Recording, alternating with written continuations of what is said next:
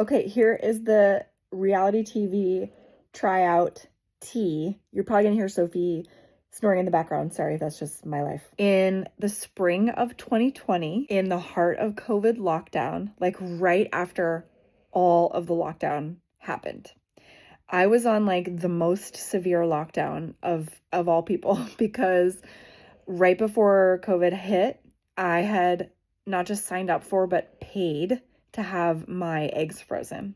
So like right before COVID happened, I paid upwards of $10,000. I was like 36 at the time, and I had gotten my fertility tested, and it showed that my hormone levels were low. So it was like, your eggs are not that great now at 36. So you got to hurry up and get pregnant, or you got to get some eggs in the bank. So I was very motivated to get my eggs frozen. And then right after that, like I had ordered all my drugs, because that's what's so expensive is all the hormones.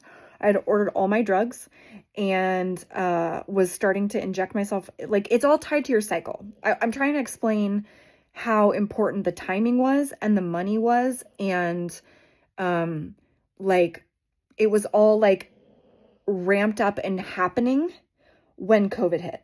So because I had paid all this money and had started to inject myself, and it was so expensive to be in that process, and then COVID happened, I was in hardcore lockdown. Because if I got exposed to COVID at that time, even if I didn't get COVID, if I got exposed to COVID, I would not have been allowed to go into the clinic where I was getting my ultrasounds and where I ultimately was going to get my egg retrieval. So basically, if I got exposed to COVID, it was like flushing $10,000 down the toilet. So I was in hardcore lockdown, never leaving my apartment or my house that I was in. And I was watching nonstop Survivor, like just Survivor all the time. Because I love Survivor. I've always loved Survivor. And I just started to have this feeling build up in me that I had to apply, like that, like it was my destiny to go on Survivor. So in the middle of like April 2020, I was like, okay, I am going to one weekend film my application for Survivor, and I am going to submit it. And I just felt it. I was like, I am going on the show. Like, I am going to get cast. This is going to happen for me. So I submitted it on like a Sunday, and I was convinced that like Monday morning, I was like looking in my inbox for the email back from them. I was like, they're going to get it. They're going to love it. I just felt that it was going to happen. I at the time didn't know. I wasn't like super into manifestation. I'm much more into it now, but it was as close to like what manifestation is probably as anything I've ever done. I just knew it was going to happen. And so I checked my inbox on Monday, no email. Tuesday, no email. I'm like kind of confused because I'm so convinced that this is going to happen. And enough days went by that I just gave up and was like, oh, I guess I must have been wrong because I'm not hearing back from them. So that was in the spring of 2020. Months pass. I forget about it. And then August 2020 comes, and I open my email one day, and there is an email in my inbox from a producer of Survivor. I thought it was a scam at first, or like I remember getting the email and I couldn't compute what it was. Like I was so stunned when I saw it.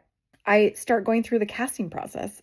I get assigned a casting producer. She starts kind of prepping me for like each step of the process, because she's pitching me to other producers. They have all these meetings where they're pitching different potential cast members, and I keep getting through each stage.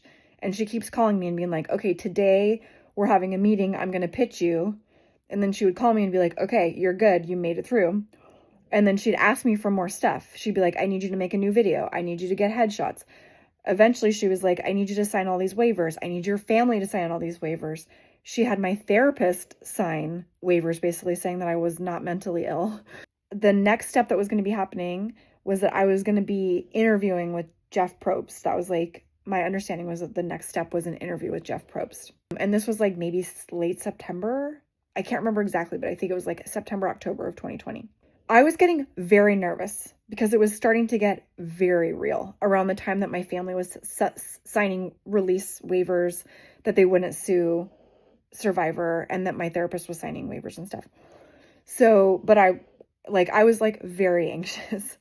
And And so excited, but like very anxious that it was real and that this was like maybe actually going to be happening.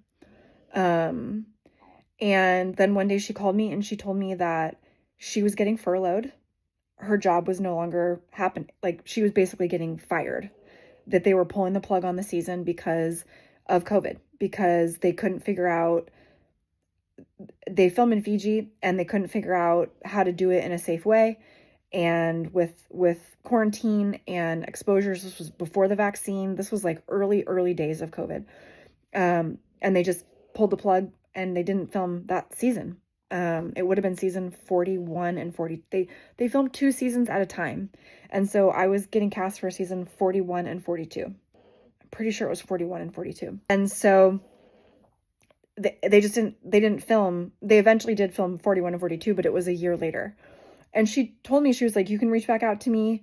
We will probably resume filming at some point. So I did reach out the next year directly to her and sent her an email, but I didn't really push very hard. I never sent another application video in. I think that's what I would have needed to have done. And I never did it because I got scared. Like it's funny because I knew in a way that I was going to get on. That sounds kind of arrogant.